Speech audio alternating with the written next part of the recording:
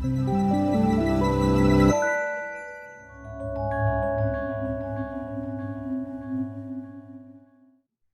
guys, so in this part, we're going to be looking at line graphs and making different types of graphs. So we first started off with scatter plots in the previous example, and now we're going to be moving on to line graphs. So first, we're going to want to load in all of the packages that we're going to need. We'll go through them later, but for now, just load them in and install them if you haven't already. So one of the most common uses for line graphs is to display data over time. So we could be, for example, plotting the evolution of GDP per capita over time. And so we could specify this in the aesthetic command, specifying which one is the x-axis and which one is the y-axis. So it's the same general format as before, where we specify the data that we're using and then our x and y. And instead of geom point, we're going to now be using geom line because we want to be using a line graph now.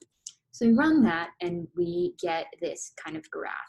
So this is what we call a panel data set, and it means that we have multiple observations over time for each country. And displaying all this information without grouping or subsetting isn't really going to give us a very useful graph. So now we can edit our code to try to make it a little more helpful. So to plot one line per country, we can specify the group parameter inside the aesthetics argument. So we're going to keep the exact same thing, but we're going to add in a group to specify. And we want to group it by country. So we're going to say group by country. So we do that, and we get a little bit more helpful graph, but it's still unreadable. There's way too many observations because all the countries are included, and it's just very crowded and hard to read. So let's do an example instead. Instead, let's say we want to see how per capita GDP changes over time in the member countries of NAFTA. So we'd want to look at Canada, Mexico, and the US. So we can make a subset inside our ggplot to plot a separate line for each of the countries.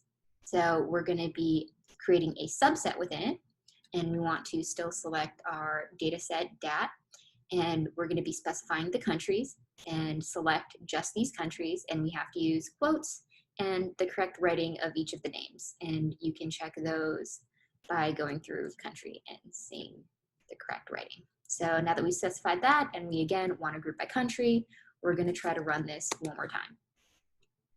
So a little bit more helpful here, way more clear, way less messy. We can see that there's 3 lines, but the issue is that we don't know which one it's for.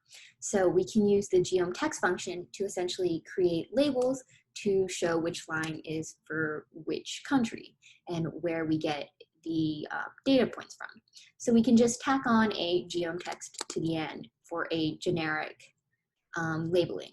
The problem with this is that the default, it creates it like this. So it basically writes the country name for each single data point. And we don't exactly need that. It's a bit repetitive and very hard to read. So we can edit this a bit to make it a bit more clear and clean to look at. So if we use the direct labels package in the geom_dl object in ggplot, we can make this a little bit better. So first we want to attach our data. Very important to attach the data. And then we can go back to our ggplot code that we had. And this time we're going to be adding in geom_dl, and we're going to be specifying some things. We're going to be adding in this. So we want to label by country, but we're just going to label the last points. So we only have one label at the end of each. So we'll just use the last one. And we're specifying the coordinates here. So it shows us here what we want. It labels just the last point, much easier to read, much easier to see. And so if we wanted to read this, we can see that crises and upswings show the same pattern for the US and Canada and Mexico. However, the increase of per capita GDP appears to be a lot steeper for US and Canada than it is in Mexico, despite similar trends. So sometimes we may want to see which the observations in points. So maybe we don't want to label each one, but we still want to see some points so we can track those there. So if we wanted to add that, we could add a geom point layer. So we'd be kind of bringing back our scatter plot idea by using geom point, but that'll just be for the points across here. So it'll label it. And so we're going to be just adding that into our previous code. And as we can see here, we got some points, and it's telling a little bit more of a story. And so one quick note is you can essentially change the color of anything to anything that you want, as long as you specify. So you could be just writing red, for example, or green, or in this case, we wanted a specific tomato red color, or you could also be using color codes. So if you wanted a very specific shade, you could go online and figure out the color that you wanted and be using that instead.